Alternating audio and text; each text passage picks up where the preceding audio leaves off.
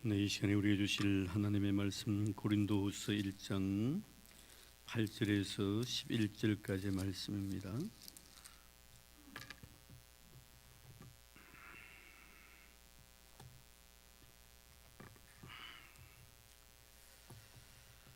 고린도후서 1장 8절에서 11절까지의 말씀 우리 다 같이 한 목소리로 같이 봉독하겠습니다. 형제들아, 우리가 아시아에서 당한 환난을 너희가 모르기를 원하지 아니하노니 힘에 겹도록 심한 고난을 당하여 살 소망까지 끊어지고 우리는 우리 자신이 사형 선고를 받은 줄 알았으니 이는 우리로 자기를 의지하지 말고 오직 죽은 자를 다시 살리시는 하나님만 의지하게 하심이라. 그가 이같이 큰 사망에서 우리를 건지셨고 또 건지실 것이며 이후에도 건지시기를 그에게 바라노라. 너희도 우리를 위하여 간구함으로 도우라. 이는 우리가 많은 사람의 기도로 얻은 은사로 말미암아 많은 사람이 우리를 위하여 감사하게 하려 함이라. 아멘. 지난 시간에는 11절까지 읽고 7절까지의 말씀만 전했습니다. 위로의 하나님에 대해서 말씀을 드렸고, 오늘은 사도 바울이 그 선교 사역을 하면서 당했던 많은 시련과 어려움들, 이 시련과 어려움들, 핍박과 환난들이 있었는데 이 환난과 어려움들, 시련과 고난들을 바울은 어떤 의미에서 이것을 해석하고 있는가 하는 것을 본문에 자세히 기록을 해놓고 있습니다. 사실 오늘 사도 바울이 자신이 복음을 전하면서 아시아에서 당했던 많은 고난에 대한 이야기를 합니다만 나중에 가보면 그 11장 23절 이하에 보면 자세히 또 설명이 되어 있습니다. 지금은 구체적으로 이렇게 언급하지 않고 이렇게 그저 아웃라인만 설정을 해서 대강 이런 어려움이 있었다 이렇게 하고 11장 23절 이하에 가보면 그 내용 속에 들어있는 내용들 아주 구체적으로 하나하나 밝히고 있는 그런 것을 보게 됩니다. 다른 서신에서는 그 볼 수 없는 이 고린도서에서만 나타나는 특이한 현상인데요. 사실 사도 바울은 주를 위해서 수고하시면서 당했던 많은 시련 어려움들이 있었지만 이거 떠버리는 그분 아닙니다. 항상 자기 자신은 빚진 자의 모습으로 살아왔기 때문에 자기가 어떤 일을 한다 해가지고 그 일을 자랑삼아 남들에게 내가 이 정도 수고했으니까 알아달라 이렇게 말씀하시는 분 아니시거든요. 이 고린도 교회만은 특수한 상황입니다. 그래서 이 고난의 문제도 사실 사도 바울의 사도권과 연관이 있습니다.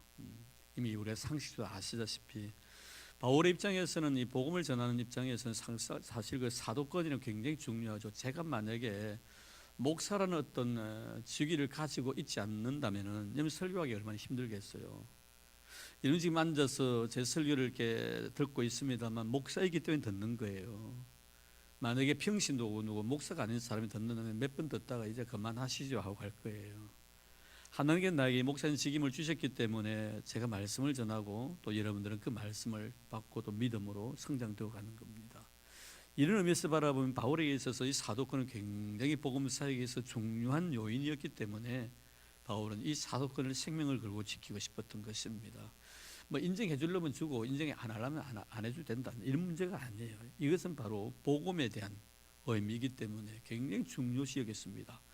나중에 그 고린도후서 11장에서 그런 고난에 대한 이야기 12장에 가가지고는 사도 바울이 그 삼층천에 올라갔던 신비로운 세계에 대한 이야기도 합니다. 이거 역시도 마찬가지예요. 바울이 꼭 이렇게 해야만이 아주 사도 바울이 정말 대단한 사람이구나 아닙니다. 그런 이런 말 안 해도 다 인정할 걸 인정합니다. 그런데 유독이 고린도 교회에 이렇게 자기가 삼층에 올라갔던 그 신비로운 세계에 대해서 언급할 수밖에 없었던 이유도 이 고린도 교회가 상당히 사도 바울을 힘들게 한 교회였고 사도권 자체를 인정하지 않으려고 했기 때문에 다른 교회들은 다 사도권을 인정하는데 유독 이 고린도 교회만은 인정하지 않아요. 왜 그런지 아십니까 여러분?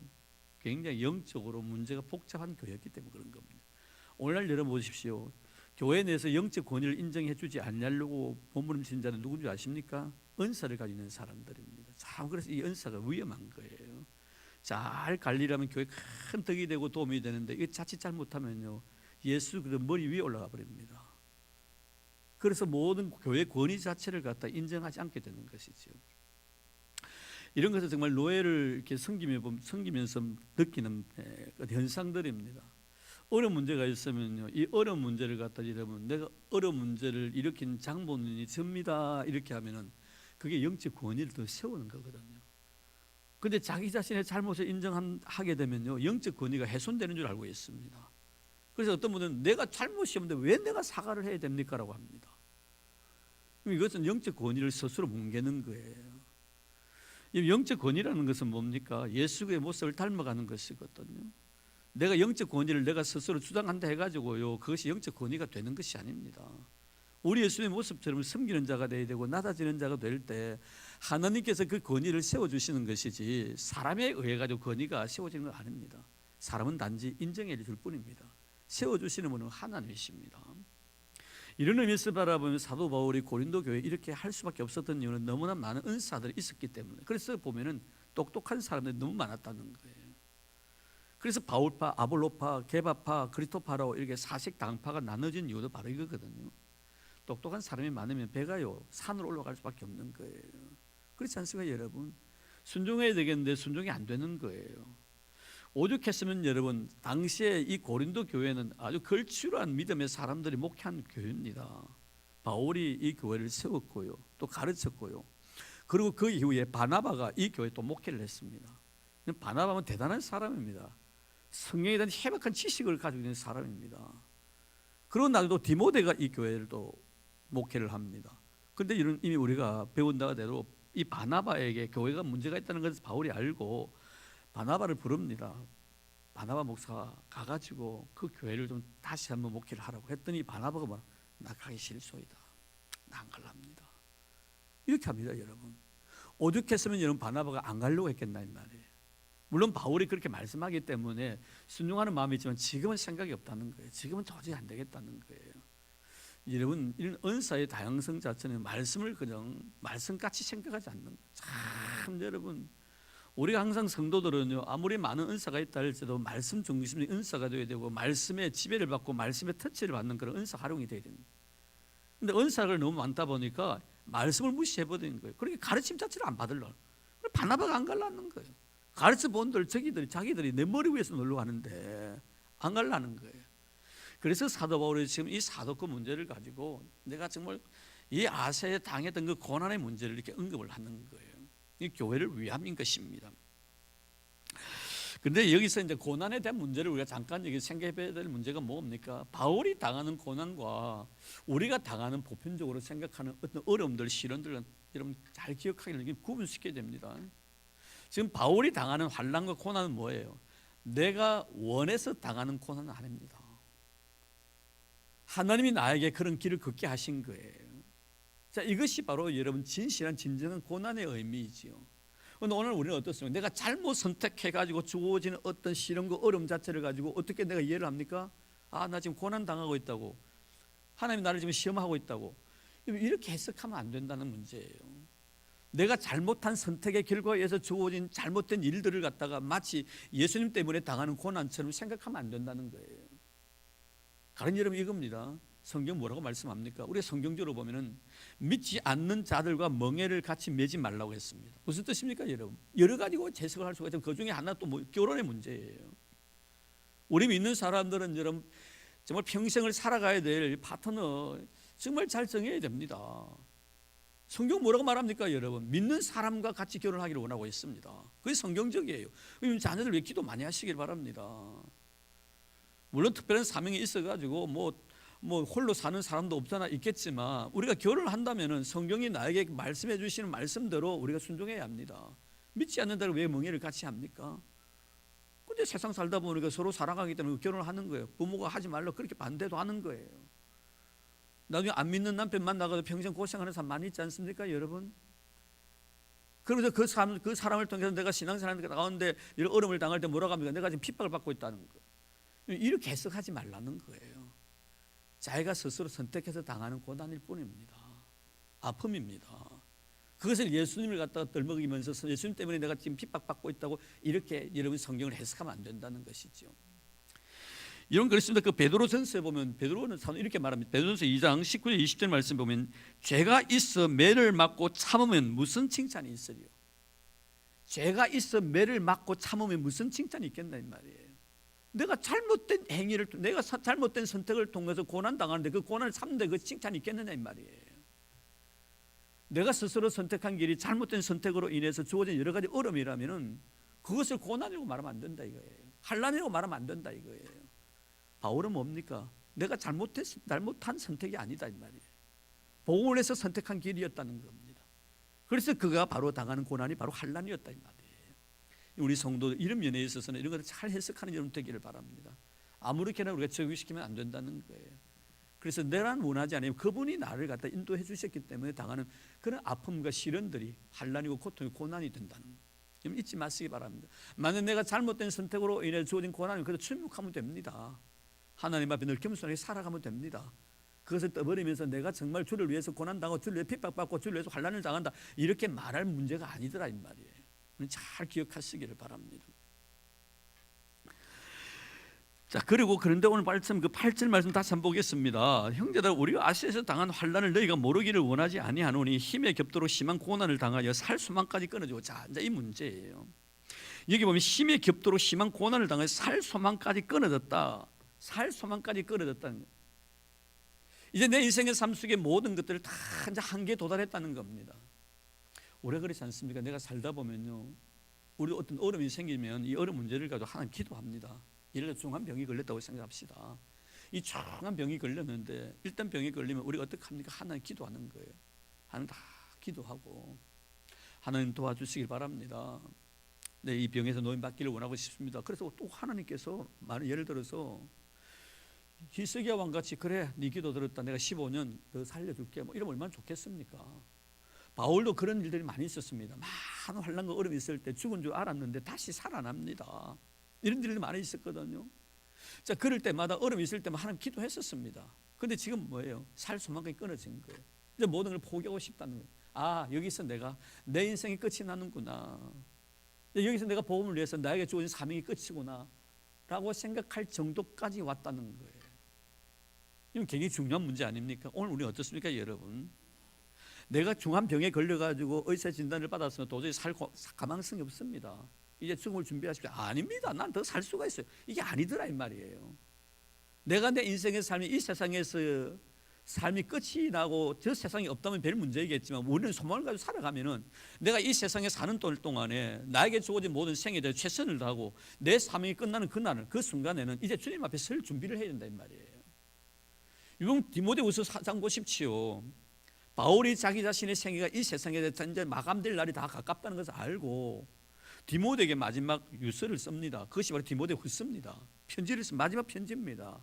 그 편지 속에 뭐라고 말합니까 여러분? 디모데야, 참 내가 이제 달려갈 길 다 마치고 믿음 지키고 선한 삶 싸우고 이제 관자같이 보험을 받아 내가 주님 앞에 서야 될 기약이 가까워오고 있다.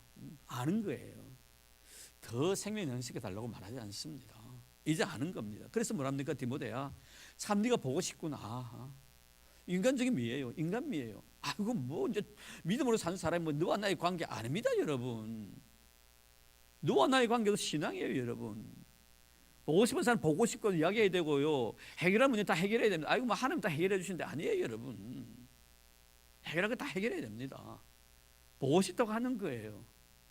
이게 바로 신앙인의 모습이고 인간 됨됨이의 모습이에요.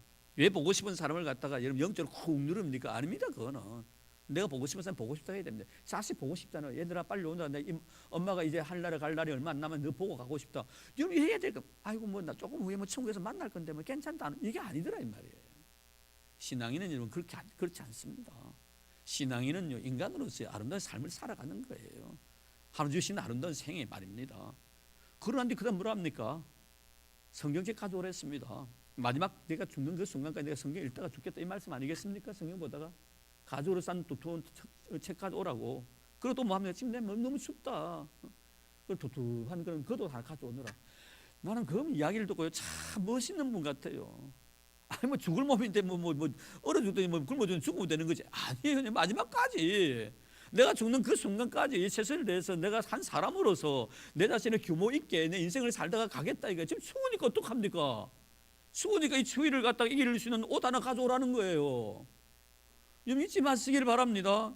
이게 사람이에요. 이게 신앙인이에요. 신앙을 안 먹고 안 입고 삽니까 여러분? 아닙니다 여러분. 바울의 아름다운 마지막 모습 보십시오.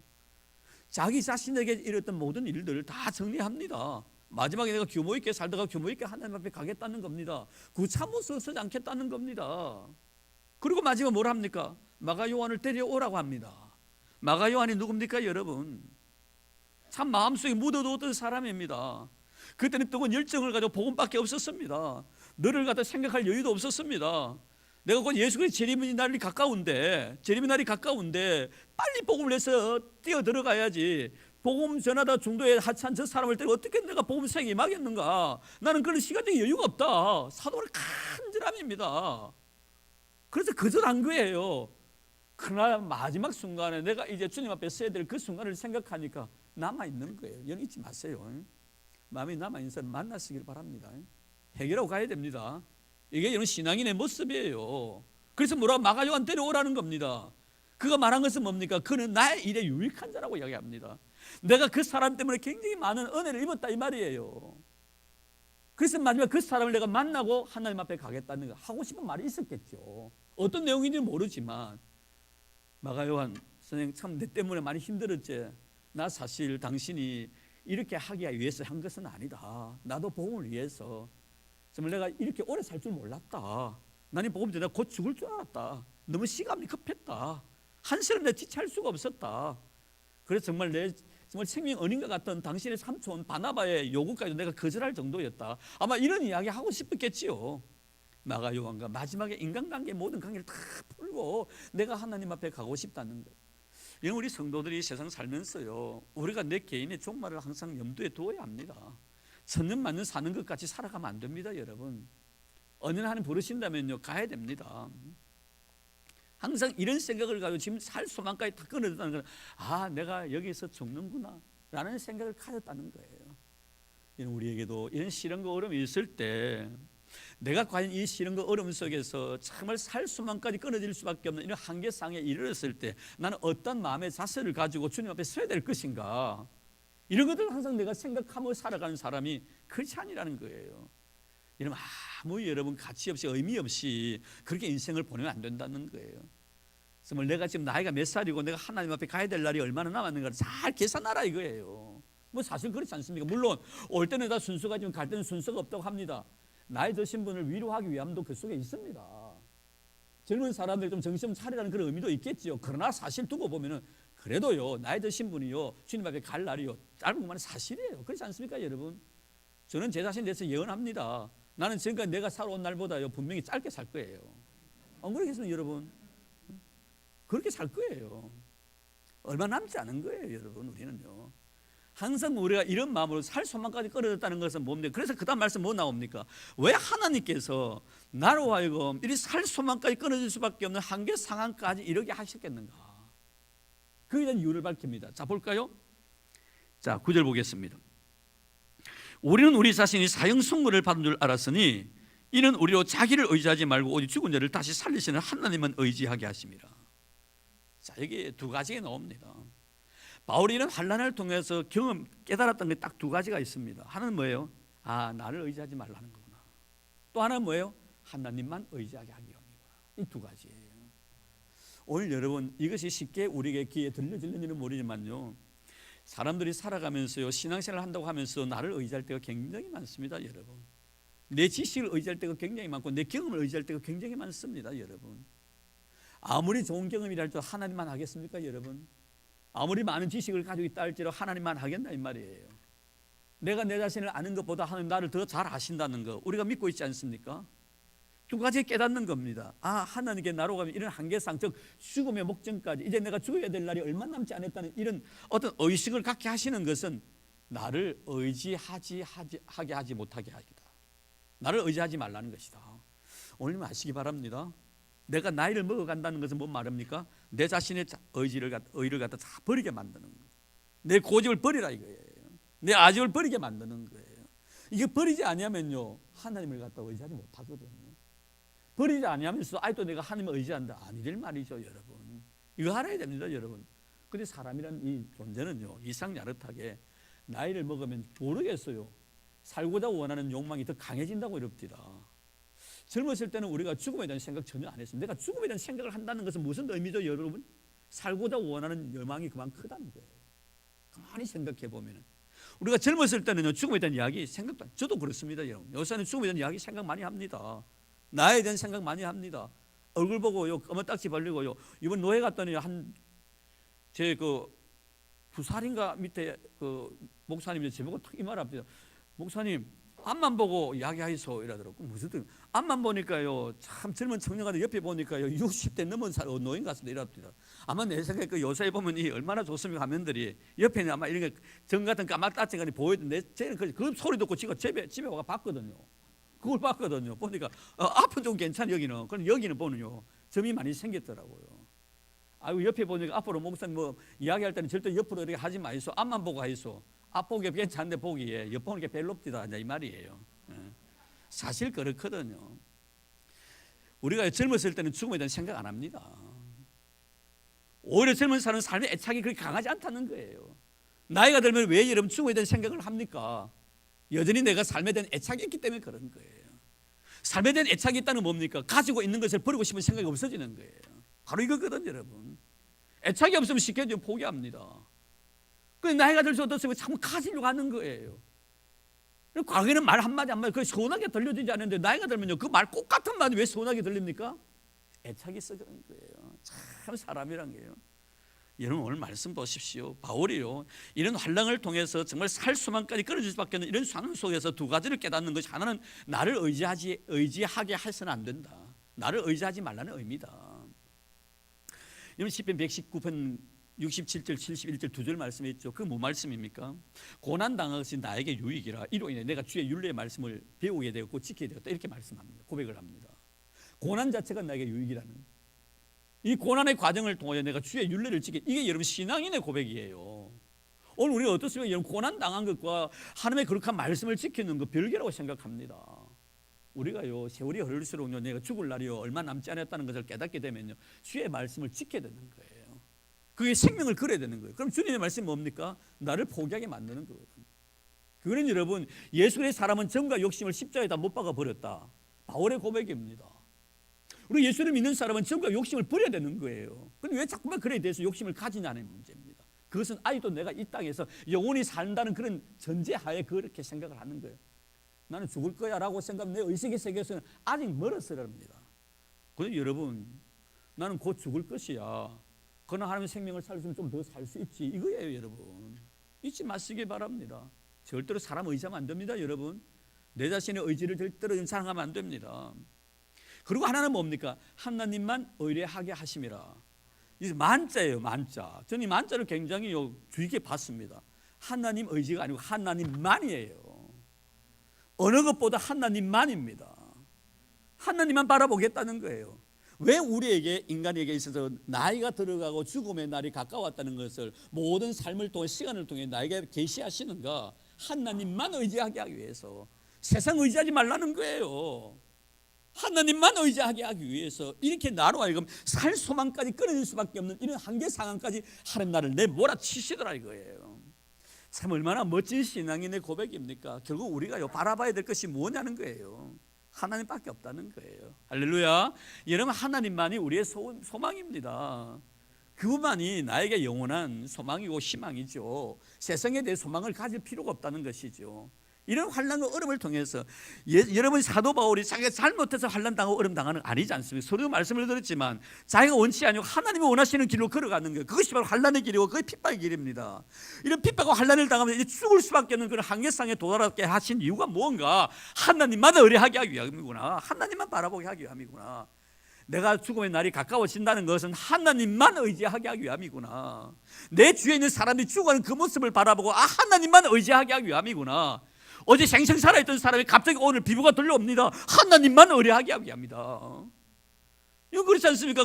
옆에 어제 그제만 같이 사이좋게 지낸 친구가 말을 갑자기 세상을 떠나던 비보를 듣게 됩니다. 무슨 뜻이면 그거 보고 하나님만 의지하라는 거예요. 오늘 여러분 그런 인생을 살아가는 여러분 되기를 바랍니다. 자, 그러고 난 뒤에 마지막 한 말씀 더 하죠. 바울이 여기서 11절 말씀 보겠습니다. 물론 10절 말씀에 보면 사도 바울이 이런 살 소망이 끊어지지만 앞으로 미래에 대해서 주님에 대한 기대함이 있습니다. 아직도 내가 해야 될 일이 많이 남아있다는 건 기대함이 있죠. 자, 다시 한번 10절 보고 11절 보겠습니다. 그가 이같이 큰 사명에 우리를 건지셨고 또 건지실 것이며 이후에도 건지시기를 그에게 바란다.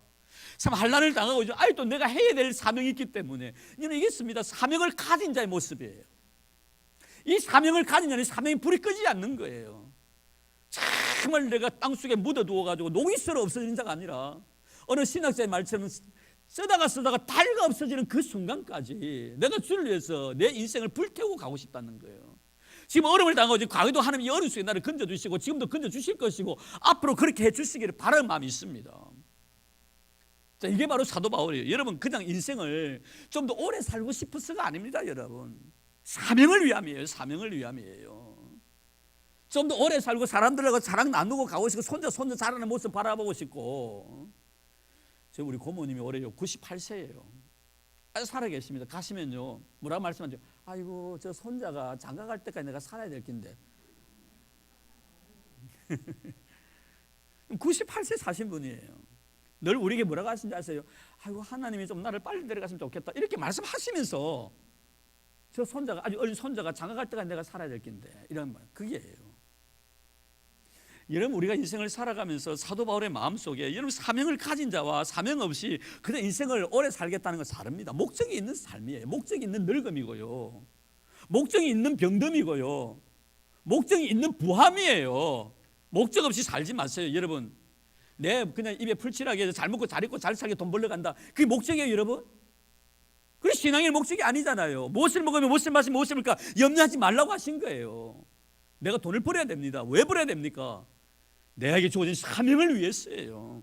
사명에 불타는 사람은요 좀 더 주의 일을 하다가 가고 싶은 생각이 있는 거예요. 그런데 오늘 우리 어떻습니까? 주의 일을 하지도 않으면서 오래 살고 싶은 욕망들 얼마나 많습니까? 그렇게 살지 말라는 거예요. 그럴 바에 차라리 사명 열심히 하는 그 순간에 나를 데려가 주십시오. 그게 더 낫지 않겠나 이 말이에요. 자 그리고 난 뒤에 바울은 마지막에 교회에 대해서 기도의 은사로 인해서 지금 내가 정말 하나님 감사한다는 내용이 나옵니다. 11절 보겠습니다. 우리 같이 읽어볼까요? 시작. 너희도 우리를 위하여 간구함으로 도우라. 이는 우리가 많은 사람의 기도로 얻은 은사로 말미암아 많은 사람이 우리를 위하여 감사하게 하려 함이라.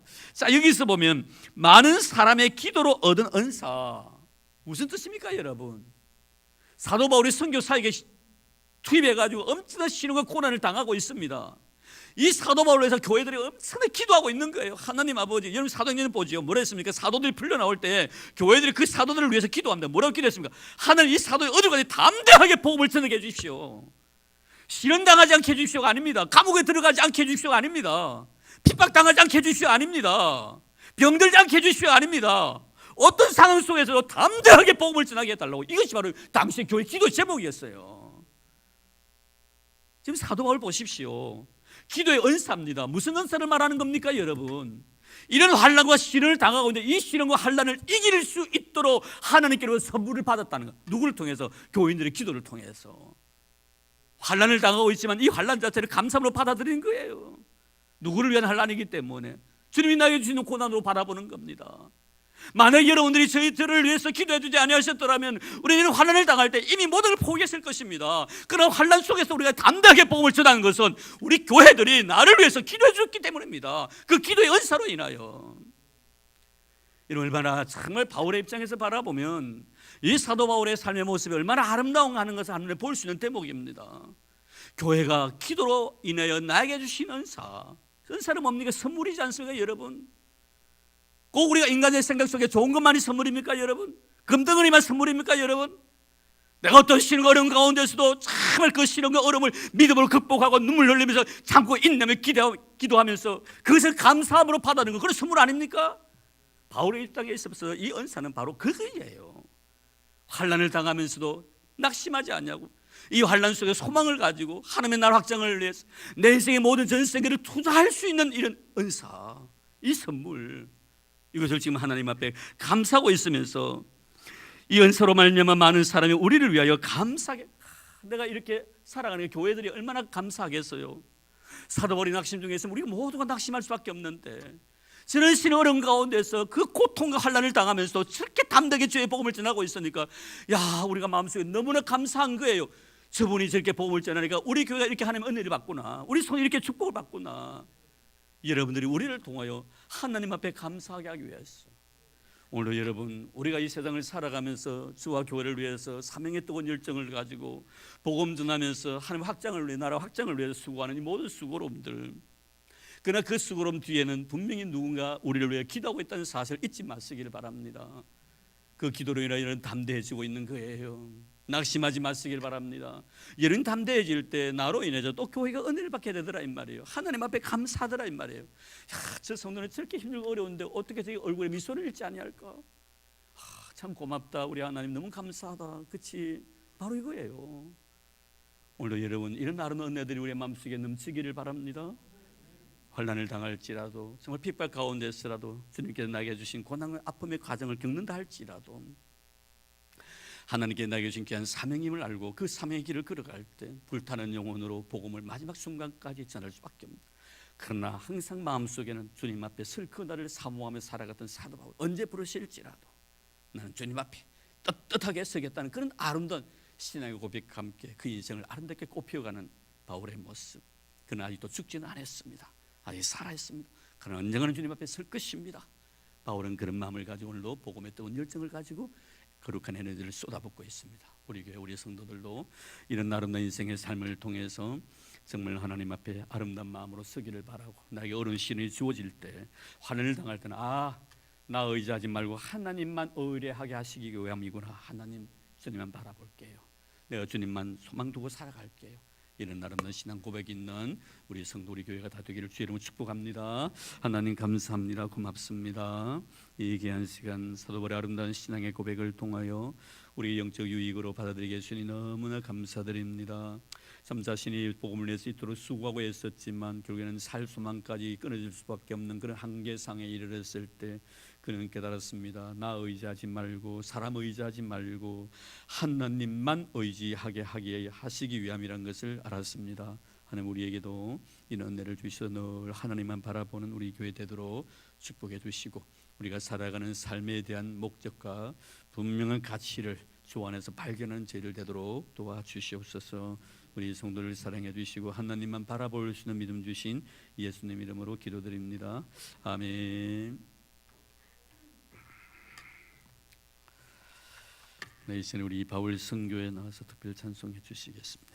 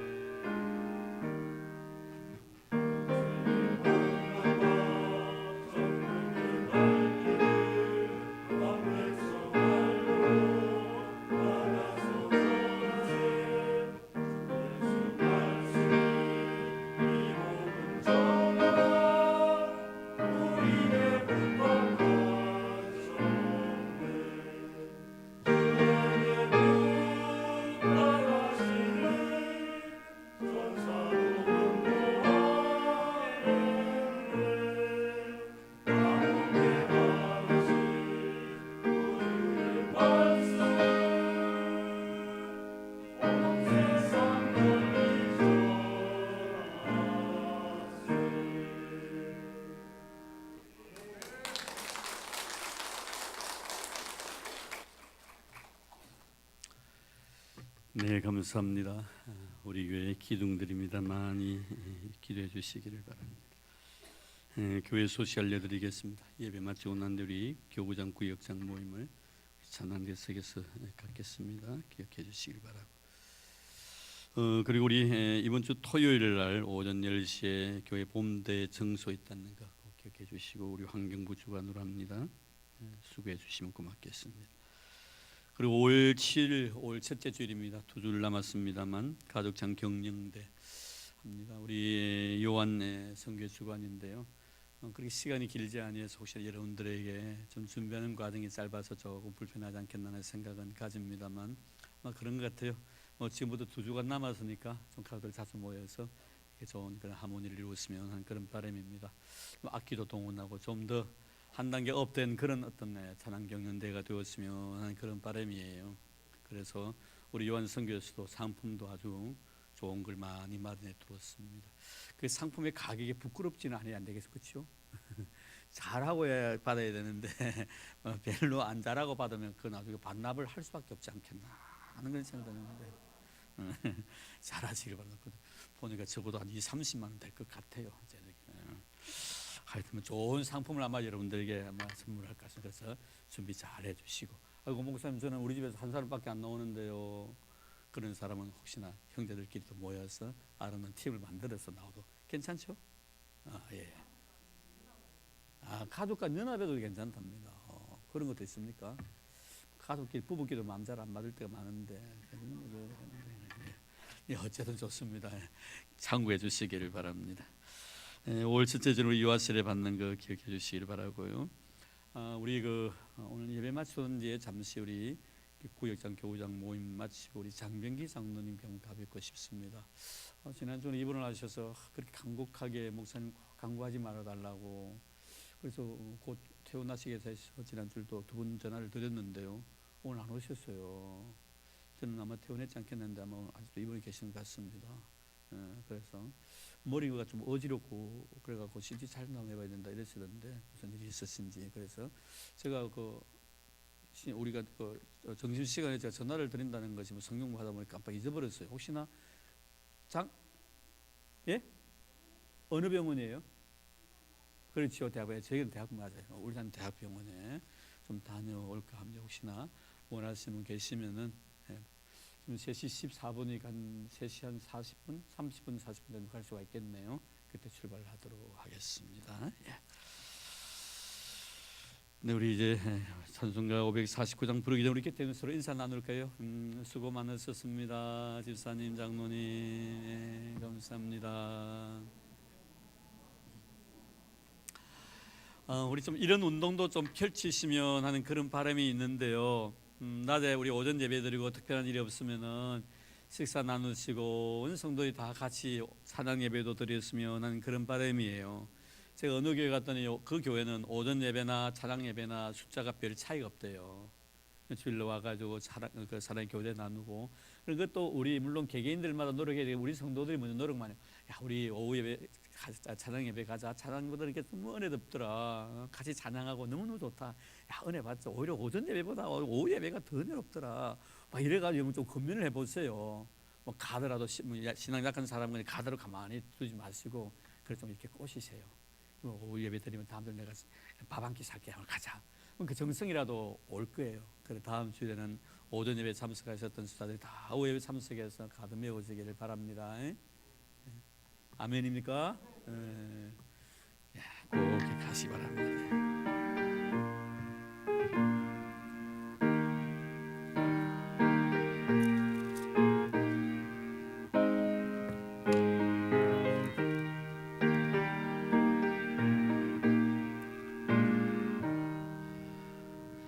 내 주여 뜻대로 행하시옵소서. 온 몸과 영혼을 다 주께 드리니 이 세상 고락한 주인도 날 주관하시고 하셔서 뜻대로 하소서. 내 주여 뜻대로 행하시옵소서. 큰 근심 중에도 낙심케 마소서. 주님도 때로는 울기도 하셨네. 날 주관하셔서 뜻대로 하소서. 내 주여 뜻대로 행하시옵소서. 내 모든 일들을 다 주께 맡기고 조천송 향하여 고요히 가리니 살든지 죽든지 뜻대로 하소서.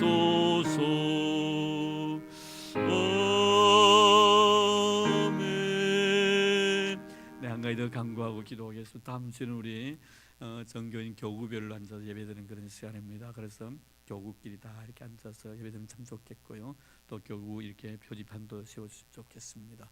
우리 교부장님들 많이 전화하셔서 다음 주간에는 다 침묵할 수 있는 그런 분위기를 좀 조성했으면 하는 그런 바람입니다. 꼭 잊지 말고 기억해 주시길 바랍니다. 기도하겠습니다.